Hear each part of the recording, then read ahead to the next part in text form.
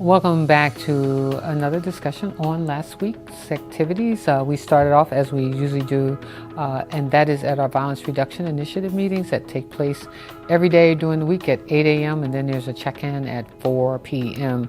Just to talk about some of the crime activities that's occurring in our city. As you well know, we're really focused on reducing violence in our city, and then we had a monthly cabinet meeting where I've charged our department heads to come up with ways to deal with the fact that the city is 24 hours. I learned in this cabinet meeting that the Department of Public Works has already offered a 11 p.m. to 7 a.m.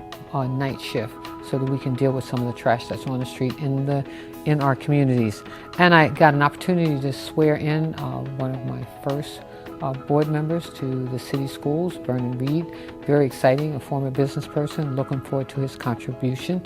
Then I also attended the first Baltimore Aging Convening. It was held at the Maryland Historical Society, and as I reminded people, we have to make sure that we're doing services and treating our aging population fairly. There are two fast-growing populations in the city of Baltimore, 18 to 34, 55 years of age and older. So no matter how old you are or how young you are, our hope is that we all get to be seniors. And so I say that we're all seniors in training, so let's make sure that we're putting forth productive programs for our seniors. And then I spoke on Wednesday at the Baltimore Health Starts Fatherhood Total Symposium. This was the Healthy Start Symposium that was held at Morgan State University. Mark Mariel, who is head of the National Urban League, was one of the sponsors. I saw a few men there. It should have been more. A really great program, so we're looking forward to the continuation of that effort. Also participated in World Homeless Day, attended McVet, an organization that works on making sure that we provide services and help for homeless veterans. Participated also in a ribbon cutting for a new service here in Baltimore, Dress for Success, for Greater Baltimore, now opening up at 22 Light Street to help women specifically who are trying to change their lives, trying to get back into the workforce, and so very excited about their work. And then we had our combined kickoff for the United Way campaign right out in front of War Memorial Plaza. I saw a lot of little dancing going on, but it was really to stimulate our agencies into giving to the United Way. Our goal as city agencies is to raise $300,000, so we're going to see what agency really steps up to the plate. We're hoping that everybody will. I spoke at the Parish ID press conference. This is an effort by our Catholic churches and the Build organization to provide assistance for some of our immigrant population to make sure that they are able to maneuver through our city without being harassed, and excited about that. Every week you should know that we're also doing a Violence Reduction Initiative walk. This past week we walked in the Brooklyn community where prostitution is a really terrible problem. A lot of vacant buildings there as well. Talked with many of the community members about some of the things that we're trying to do in their neighborhood. A lot of frustration that was expressed, but we'll continue to work with them. I also held an interview with Barry Sims of WBAL talking about the squeegee young people who are on the corner. I reminded them that this is a problem that the city has had since the 1980s, and we're really focused on trying to create sustainable solutions. But I also reminded them that it's not just squeegee children who are on the corner. It is homeless folks who are on the corner. There are folks selling newspapers on the corner. There are people selling water on the corner. There are people selling bean pies on the corner. The difference is the response. Everybody is not as responsible on those corners, and anyone who steps into the traffic is impeding, and it's against the law to do that.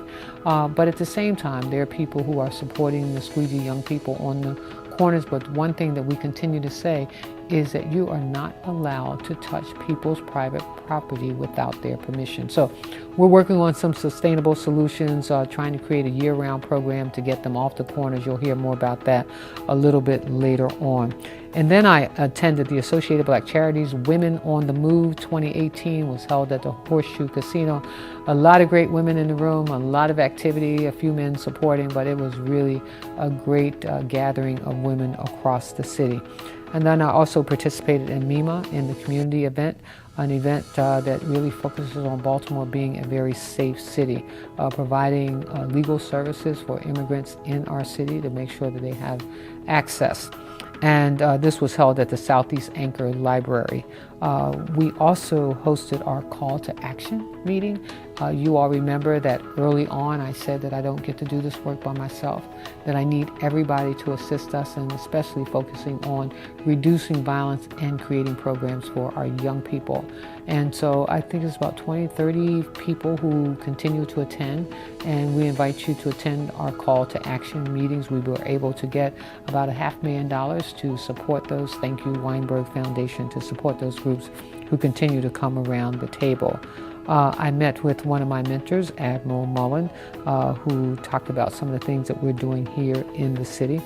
And then I served as a guest speaker for the Columbia Speakers Series, which was a group of Jesuit priests talking about and asking questions about some of the things that we're doing in Baltimore. Saturday, just another reminder that Breast Cancer Awareness Month is right now.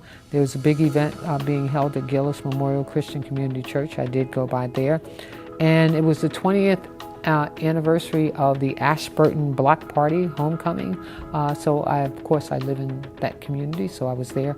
Also had an opportunity to walk through the Bolton Hill Festival. Really great crowd out there as well, and enjoyed it, and then stopped at Druid Hill Park. Thank you, Reggie, for the first time ever Parks and Pumpkin Festival. So a lot of young people out there. Thank you, Morgan State University, for all the volunteer efforts that you put into that to make it happen. And then I stopped by the Blue Water, Baltimore's 10th annual Blue Water Bash held at the Boathouse. And this was a big fundraiser to make sure that we're taking care of our water. Thank you for your advocacy, and thank you for your work. And on Saturday, I also got an opportunity to join my friend Bill Gooden at Naya's restaurant, which is really a great restaurant. It's called Nyla's Restaurant. It's on York Road, and he was launching their Black International newspaper. What a great crowd. And one of the things I said to them is that I hope that they support not just the newspaper, but the business that we happen to have met in. Great gathering, and it was really good to see Bill, who recently lost his wife, but it's just so good to see him back up on his feet and doing what he does best, and that is advocating for our community. Thank you, Bill, for the invite, and thank you all of you who were in attendance. And then the festivities, University of Maryland Baltimore's Founders Week Gala at the Hyatt Regency. I stopped by there. I also attended the Walters Art Gallery Gala as well at the Walters Art Gallery. And then on Sunday, a very busy day, I had an opportunity to do one of my favorite things, and that was to be the MC for the Hamilton Lauraville Main Street Downhill Derby, where the young people competed to win prizes. And I was saying that while I was there, this really should be a citywide event. It's an event where young people, they got to practice before they participate, and they also get to build their cars working with their parents. A really great event, and we look forward to helping them to grow that event. And then I spoke at the Community Mediation Center Run for Reentry event. Erica Bridgeford, thank you for inviting me, and thank you for running that last mile in support of mediation for those who are reentering our communities, because what we said on Sunday is that mediation does work. And so I finalized my week on Sunday over in Washington, D.C. as a panelist for Higher Heights. I got to share the stage with two other African-American mayors that they were saluting, the mayor of New Orleans, Cantrell, and the mayor of Charlotte, Lyles. Lively discussion, focusing in on getting women elected across this country, but a really good discussion, and a great group of women that were there. So until next time, I'm Mayor Catherine Pugh.